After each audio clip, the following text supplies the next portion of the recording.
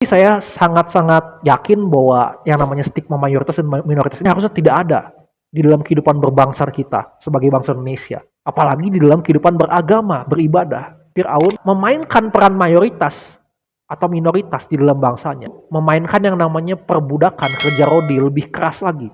Mereka menambah beban bangsa Israel lebih keras lagi. Wanita yang melahirkan itu bayinya harus dibunuh. Dan ujung-ujungnya Fir'aun dan pasukannya ini kan dipunahkan oleh Tuhan lewat Laut Teberau.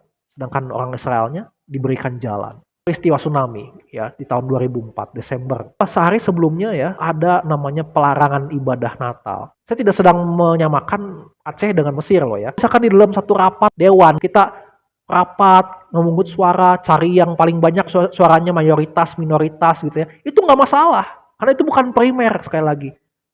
Dan orang bisa melakukan itu karena apa? Karena dia sudah makan, karena dia sudah punya baju yang mewah, karena dia sudah punya rumah, semua fasilitas terpenuhi, maka dia bisa melakukan namanya pemungutan suara. Coba kalau bayangkan kalau orang-orang yang memilih suara tadi yang rapat di dewan itu nggak punya rumah, mau ibadah nggak bisa, mau makan nggak ada uang. Kira-kira jalan nggak itu pemilu? Kira-kira jalan nggak itu pemungutan suara?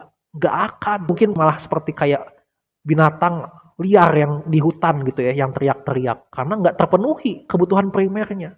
Ya seperti itu pun orang yang mau beribadah harus dipenuhi kebutuhan primer ini. Dan setelah itu menjadi sebuah kebutuhan primer, maka pemerintah pun harus berani merevisi, harus berani menghapus bahkan menurut saya peraturan-peraturan yang memberatkan.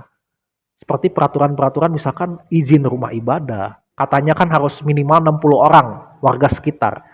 Dan minimal 90 jemaah yang harus ada dan stay. Menurut saya itu hapuslah gitu ya. Itu sudah memberatkan sebenarnya. Dan itu sudah ketinggalan zaman. Ayolah, pemerintah juga harus berani memberikan terobosan baru. Di tengah-tengah tempat-tempat yang dianggap intoleran, bangunlah rumah-rumah ibadah. Yang ini bahkan harusnya disahkan oleh presiden langsung. Supaya apa? Supaya ketahuan selama ini tuh siapa sebenarnya yang nggak seneng melihat ada rumah ibadah agama lain.